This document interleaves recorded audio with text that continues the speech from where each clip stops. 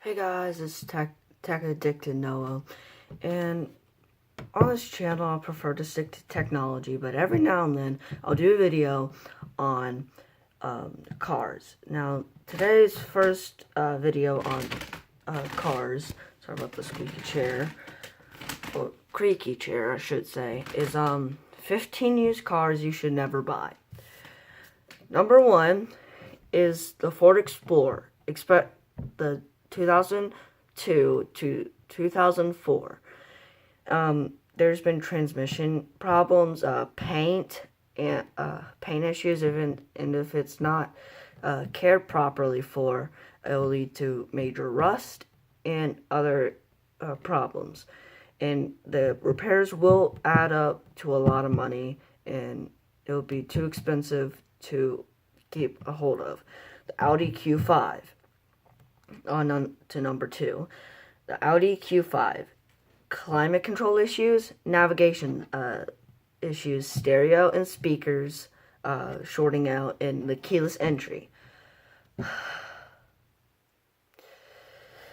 That's kind of been an issue for that car, that Audi in general. I wonder if Audi still makes it, but I'm not sure. So let's just stop talking about that Audi and on to number three.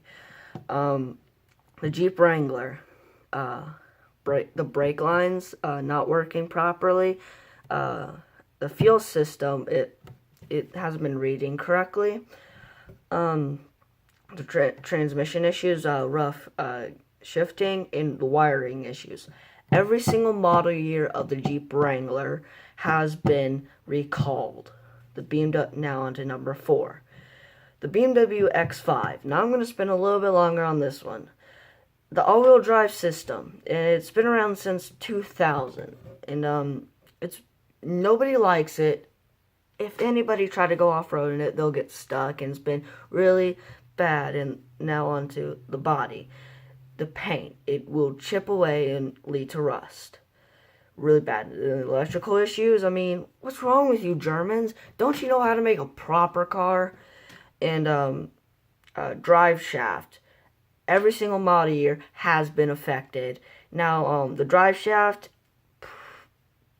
probably is the worst part about this. Works along with the all-wheel drive system, and it's just kind of been an issue for every single BMW full drive SUV trying to put into that rugged car. And so if you go to older Top Gear UK episodes, you'll find how hard they bash on this SUV, the X5, especially X5 and X3.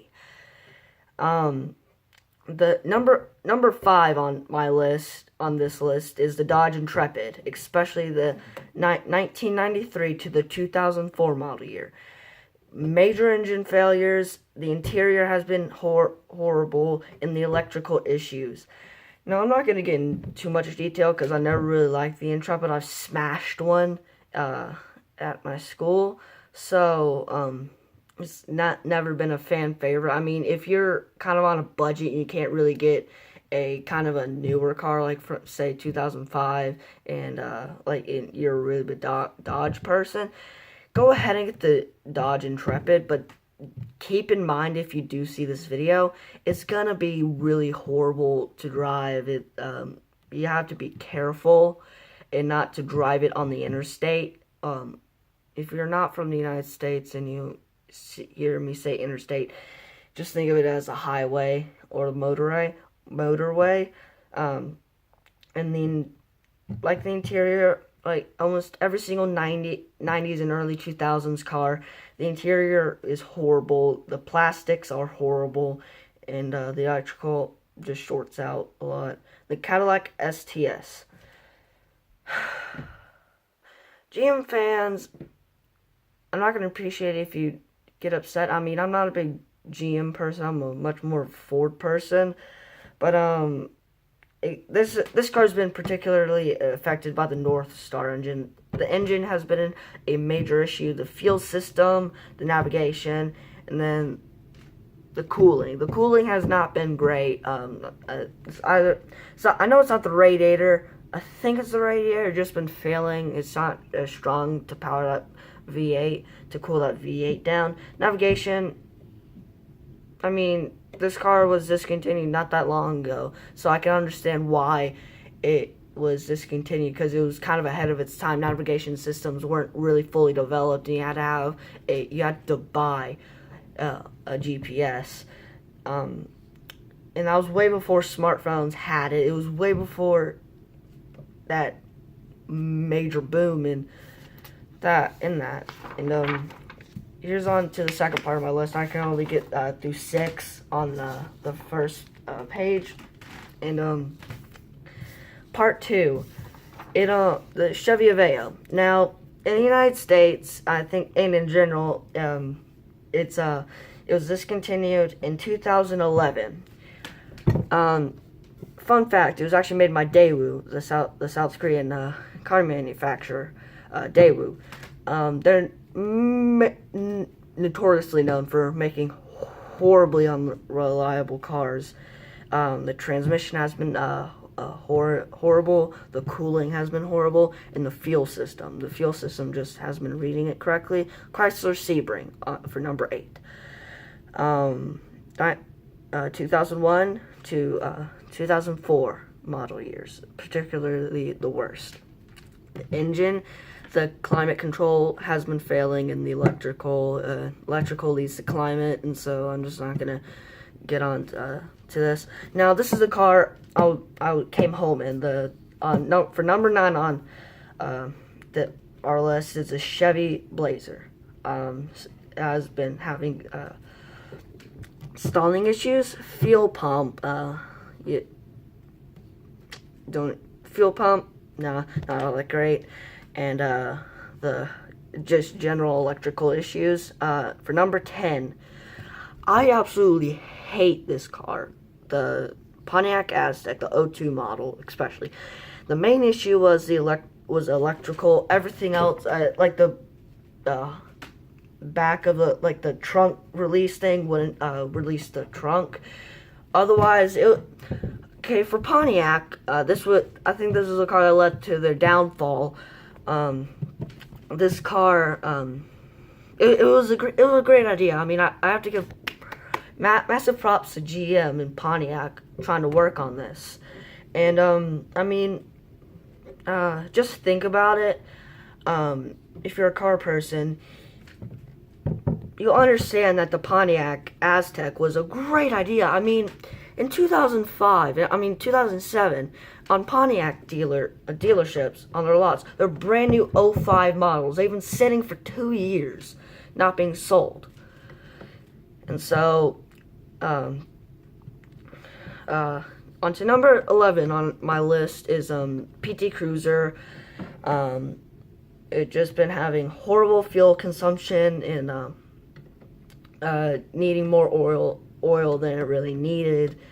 That's really all the PT Cruiser really, and it was ugly. But I do have a soft spot for it because, I mean, why not? I mean, the turbo, especially the turbo model. I mean, a lot of car people hate to admit that the turbo model, the turbo sport model, was quick. I think it had like 250 horsepower from it, turbocharged 4-cylinder. So I think that's really good. And on to number 12, Land Rover. Any Land Rover over 3 years old, 71% of them had to have frequent repairs. Number 13, Chrysler Town and Country and the Caravan and the Grand Caravan. Starting, the engine wouldn't turn over. The brakes weren't all that great. The transmission, rough gearing, rough shifting, and etc. On to number 14, the Saturn Relay. Now, I didn't realize this car existed up until I made this list. So that was about 15-20 minutes ago when I made this list. And I should say real quick, I'm sorry for the double upload today. I can't really hold off on this, since there will be an extra video tomorrow, Tuesday, just what I'm going to be doing tomorrow, and just me checking in on y'all every little bit. And back to the Saturn relay. I'm just rambling at this point. Had fuel issues, electrical issues, brakes, and electronic features were probably not all that great, because I mean, this car was built in the early 2000s when Pontiac was still a business. I mean, Saturn was still a business, and just wasn't a great. I mean, it was it was Saturn's attempt to get into the minivan business. Or if you don't know what a minivan is, it's a people carrier. If you live in a different country who doesn't know how to say cars properly, and I had to have really bad recalls because of all of this. And now on to more British cars. Now, if you live in England or if you live in England or India and you happen to know English, you'll be quite upset at me. The Jaguar S-Type in the XF, 141 repairs a year. The electrical issues were great, and the drive system just wasn't all that great. Just not going to get into too much detail on that. Here's on to some bonus 3. The Kia Sedana, which is Kia's foray into the minivan business, especially the 2002 to the 2005 model years.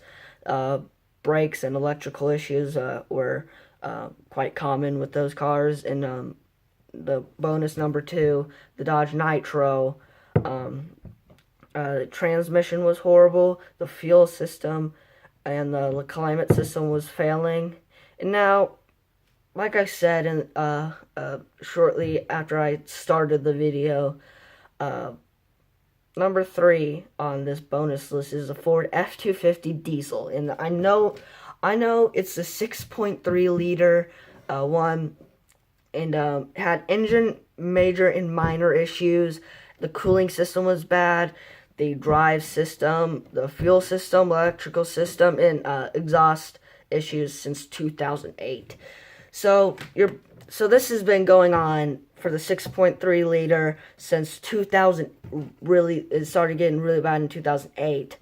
And here's where the credit is due to autoguide.com and the clever.com. I want you guys to go check those websites out and really do see what they have to offer. And especially in the car section, they've got some really good stuff. And so I really do want you guys to check out their website and show them some love and said Tech Addicted Noah sent you. And so and tell them to go subscribe. I mean, it's YouTube, so you gotta beg for subscribers.